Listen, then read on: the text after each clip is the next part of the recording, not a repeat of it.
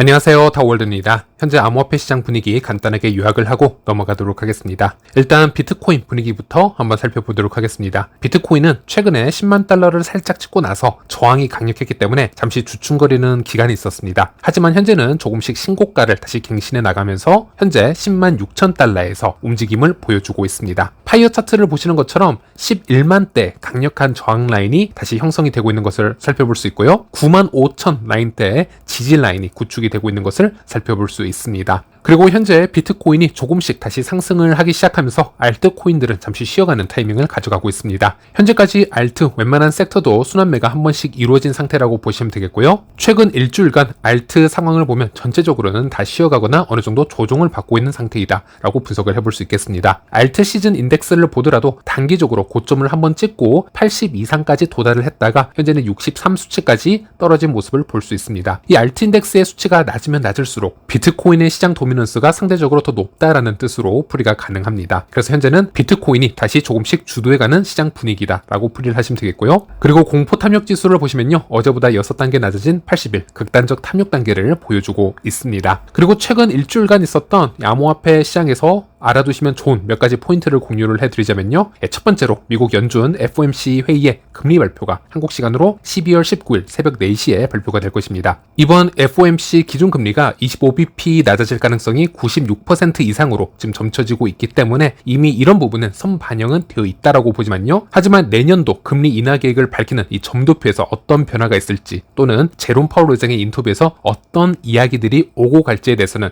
시장이 관심을 집중하고 있기 때문에 한국 시간으로 12월 19일 새벽 이후로 비트코인에도 어느 정도 단기적인 움직임이 나올 확률이 있다 이렇게 생각을 해볼 수 있겠고, 또 하나는 비트코인을 미국의 전략자산으로 비축하려는 계획이 다시 한번 표면으로 나오게 되면서 암호화폐 시장이 이것을 긍정적으로 반응을 하고 있는데요. 이미 트럼프 당선인의 경우에는 올해 미 대선을 앞두고 비트코인 컨퍼런스에 참여를 해서 비트코인을 국가적 전략적 비축 자산으로 삼을 의도가 있음을 직접 내비치기도 했었습니다. 그리고 이번에 미국 텍사스주에서 비트코인 전략자산 비축 법안이 발의가 되면서 다시 한번 이 가능성에 대해서 진지하게 논의가 되고 있다고 보시면 되겠고요. 일단 이런 법안들이 바로 통과가 될 수 없다 할지라도 이런 언급이 지속적으로 미디어에 나오는 것 자체가 장기적으로 보면 상당히 큰 호재라고 우리가 볼 수 있겠습니다. 한 전문인의 의견을 들어보면 비트코인이 국가 전략 비축 자산에 포함이 된다면 비트코인은 50만 달러까지도 상승이 가능할 수 있다, 이런 전망이 나올 정도로 매우 강력한 호재라고 보시면 되겠고요. 그리고 또 다른 이슈가 있었죠.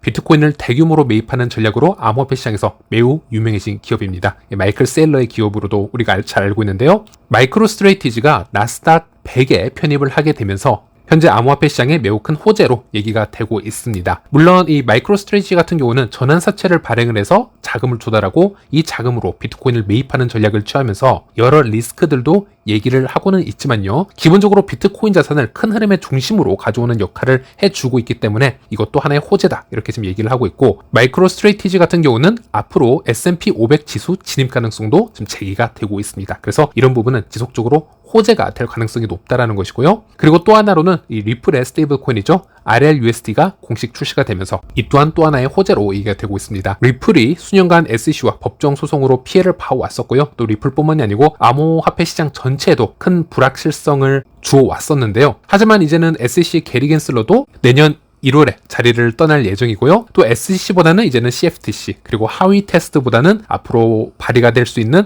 Fit21이나 더 명확한 규제 라인이 나올 확률이 존재하기 때문에 특히 미국 기반의 코인들이 조금 더 신이 날 수밖에 없는 그런 상황이라고 할 수 있겠습니다. 그리고 리플 같은 경우 초반에 이 자체 스테이블 코인이 나온다라고 했을 때 약간의 우려 섞인 목소리가 있었죠. 초반에 이 스테이블 코인이 나오게 되면 그러면 리플의 XRP의 유용성이 밀려나는 것이 아니냐라는 목소리도 존재하긴 했었지만, 결국은 이 스테이블 코인이 글로벌적으로 사용이 확대가 되어 가면은 이 리플 네트워크망과 XRP의 활용도도 비례적으로 성장이 함께 가능하기 때문에 이것을 호재로 받아들이는 것이 맞다라는 분석이 더 힘을 얻고 있고요. 특히나 이 스테이블 코인 RLUSD의 안정성과 신뢰성을 보장하기 위해서 미국 달러 예금이나 미국 국채, 현금 증가물로 이 스테이블 코인의 가치를 뒷받침하고 있어야 되기 때문에 현재 미국이 이 미국 스테이블 코인에 상당히 힘을 실어줄 가능성이 큽니다. 결국 미국 스테이블 코인이 전 세계적으로 많이 사용이 된다는 것은 미국 달러의 수요, 국채의 수요가 증가한다는 얘기가 될 수 있기 때문에 현재 트럼프 정권이 들어서면서 이 미국 암호화폐 프로젝트 그리고 미국 스테이블 코인이 가지고 있는 잠재력이 앞으로 더 커지게 되었다라고 보시면 되겠고, 그래서 이것도 하나의 호재로 우리가 받아들일 수 있겠습니다. 그래서 최근 암호화폐 시장에 이런 긍정적인 몇 가지 이슈가 있었다, 이렇게 보시면 되겠고요. 네, 이제는 파이 이야기로 넘어가 보도록 하겠습니다. 일단 마이그레이션 소식부터 보도록 하겠습니다. 좋은 소식이라면요, 오늘 12월 18일인데요. 아직 12월 기간이 조금 남아있는데도 불구하고 월간 마이그레이션 양을 보시면요, 역대 두 번째로 높은 수치를 기록을 하게 되었습니다. 현재까지 마이그레이션이 된 지갑의 수는 약 771만 개를 돌파를 하고 있고 12월에만 약 60만 개가 넘어가고 있습니다. 그래서 이 수치는 2022년 7월에 81만 개 이후로 가장 높은 수치라고 볼 수 있겠습니다. 마이그레이션은 이런 속도가 진작 나왔어야 했는데 이제 12월을 앞두고 나오고 있다는 것은 조금 아쉬운 부분인 것 같기도 합니다. 그리고 여기에 대해서 많은 이야기들이 있었습니다. 코어팀이 일부러 이 마이그레이션 속도를 제한을 하고 있다, 매우 느리게 진행을 하고 있다, 또는 최선을 다하고는 있지만 기술력이 부족하다 등등 여러 가지 의견들이 있었는데, 어쨌든 수년간 이 마이그레이션 과정을 거쳐오면서 실제로 어느 정도 속도를 내었을 때 기술적으로 시스템이 다운되는 사건들도 발생을 해왔었고요. 그 얘기는 기술적으로도 어느 정도 개선의 여지가 필요했다라는 부분의 그런 증거이기도 합니다. 또 코어팀에서 직접 이 마이그레이션이 지속적으로 멈춰왔었던 이유에 대해서도 여러 번 설명을 해왔었습니다. 코드를 새로 배포를 해보고 테스팅을 하고 최대한 조심스럽게 진행을 하기 위해서 의심스러운 일이 발생하는 경우에는 마이그레이션을 일시 정지시키는 그런 방식을 택해왔다라고 직접 언급을 해왔기 때문에, 또 최근 멀티 스레드 방식으로 마이그레이션을 진행을 하고 있다라고 했는데 그 이후로 마이그레이션 속도가 확실히 바뀐 부분도 우리가 확인을 할 수 있었습니다. 그래서 제 관점에서 보았을 때는 하루아침에 수십만 개 마이그레이션을 쉽게 할 수 있는데 일부러 늦추고 있다라는 주장은 너무나 추측에 불과한 얘기라고 할 수 있겠고요. 제 의견으로는 코어팀이 나름 최선을 다하고 있고 그 결과가 이제 조금씩 반영이 되고 있는 것이 아닌가, 저는 이렇게 말씀을 드리고 싶습니다. 어쨌든 1일 마이그레이션 차트를 보시면요, 하루에 8만 개, 6만 개, 5만 개 이런 식으로 지금 지속이 되고 있는데요. 이대로 진행이 된다면 이번 12월은 80만에서 90만 개까지는 가능해 보인다라고 할 수 있겠고요. 물론 연말에 휴일이 겹쳐져 있을 수가 있습니다. 그래서 이런 부분은 예상을 하기가 좀 힘들겠는데요. 코어팀이 주말이나 휴일에는 실제 마이그레이션 데이터 자체도 함께 멈추거나 줄어드는 패턴을 보여줘 왔기 때문에 연말에 마이그레이션이 혹시 멈추지는 않을까, 그런 부분은 조금 염려되는 부분이라고 할 수 있겠습니다. 그리고 마이그레이션 지갑 비율은 여전히 흡사하게 지금 들어오고 있고요. 평소보다는 조금 낮은 수치로 들어오고 있습니다. 지갑당 약 433파이 정도로 들어오고 있고, 최근 마이그레이션 받은 지갑 중 가장 많은 파이를 받은 지갑이 6450파이로 나오고 있고요. 또 7700개 지갑 중 86% 이상은 1000파이 미만으로 마이그레이션 받은 것을 확인할 수 있습니다. 그리고 최근 블록체인을 보면요, 마이그레이션을 하는 지갑, GABT 지갑으로요, 이렇게 의미 없이 파이코인을 지속적으로 전달하는 지갑을 볼 수가 있는데, 많은 분들이 이 지갑의 의미를 물어보셔서 제가 한번 답변을 드려보자면요, 그냥 의미 없는 스팸 트랜잭션이라고 보시면 됩니다. 대신 이런 부분은 블록체인의 수수료의 고마움을 느낄 수 있는, 좀 공부를 해볼 수 있는 좋은 자료가 될 수는 있겠습니다. 이렇게 보시는 것처럼 0.0001파이씩 100번, 1000번을 보내도 소모한 파이코인은 정말 작다라고 할 수 있겠습니다. 이렇게 1000번을 보내게 되면 불과 0.1파이만 소모를 하게 되는데요. 만약 오픈 네트워크 이후에 파이 블록체인에 어떤 디도스 공격을 가하고 싶다, 또는 이런 식으로 엄청난 스팸 거래를 뿌려서 병목 현상을 만들고 싶다, 이런 개인이나 단체가 생겨난다면 이렇게 소수 코인을 사용을 해서 공격을 할 수도 있겠죠. 대표적인 사례가 솔라나 블록체인에 그런 사례가 많았었고요. 그런 공격을 받아와서 여러 차례 솔라나 블록체인이 멈춤 현상을 겪은 적도 있었습니다. 다행히 파이는 수수료가 솔라나처럼 그렇게 저렴하지는 않습니다. 타 블록체인에 비해서는 수수료가 저렴하다라고 할 수 있지만 디도스 공격을 무한대로 하기에는 수수료가 저렴하지는 않습니다. 거래당 기본 수수료가 0.01파이고요. 어느 정도 병목 현상이 생기면 더 수수료가 상승할 가능성도 있다, 이렇게 코어팀에서 언급을 했기 때문에, 예를 들어서 이 1000개의 스팸을 보낸다라고 하면요, 수수료 지출로만 무려 10파이 정도가 나갈 수가 있습니다. 병목 현상이 생긴다면 10파이보다 그 배가 될 수도 있겠죠. 그래서 그 얘기는 수수료가 부담스러워서라도 파이에 위협을 가할 만한 무한대의 스팸 공격은 힘들 수 있다라는 풀이가 되겠습니다. 그래서 블록체인 수수료라는 것은 무조건 낮다라고 해서 좋게만 해석을 해서는 안 되겠고요. 또 수수료를 낮추게 되면요, 대신 블록체인을 조금 더 중앙화시켜서 스팸 공격을 방지할 만한 기능을 사용할 필요가 있겠습니다. 그래서 이런 현상은 그냥 간단히 스팸 트랜잭션이라고 보시면 되겠고요. 대신 수수료의 고마움에 대해서 한번 짚고 넘어가는 그런 시간을 가져보았습니다. 네, 그리고 이번 영상은 오랜만에 국내 파이 생태계 뉴스를 한번 살펴보도록 하겠습니다. 국내 미디어인 파이낸스 투데이에 실린 이 기사를 한번 확인을 해보겠고요. 부산에 위치한 자연의 퀵쿡 식자재 마트에서 파이코인을 결제를 받기 시작하면서 이 부분이 이제 여기 실렸는데요. 이 자연의 퀵쿡 식자재 마트에서는 현재 결제 금액의 50%를 파이코인으로 우리가 결제를 할 수 있고요. 1파이를 현재는 5,000원의 가치를 받아들이고 있다고 합니다. 물론 오픈 네트워크가 진행이 되면 그 시장가에 맞는 가치로 다시 또 받아들일 수 있겠죠. 네, 현재 비즈니스를 경험해 보신 분들이라면 다 공감을 하시겠지만 어느 정도의 규모의 사업장에서 다수의 품목을 대상으로 비상장 코인을 결제 수단으로 도입한다라는 것, 상당한 결단력이 필요한 일입니다. 물론 이것뿐만이 아니고요. 국내 모든 파이 매장의 대표님들 역시 각자 사업 영역과 품목, 나름의 마진율 그리고 회전율 다 다를 수가 있고요. 이런 각자의 조건 속에서 현금화가 즉시 이루어지기 힘든 이 파이코인을 결제로 받아들인다라는 것은 분명 큰 부담으로 작용할 수 있는 부분입니다. 그래서 모든 대표님들에게 똑같이 드리는 존경의 말씀이기도 하고요. 어쨌든 그럼에도 불구하고 이런 대형 업체에서도 비상장 코인을 파이코인 결제 수단으로 채택했다라는 것은 매우 의미 있고 고무적인 현상으로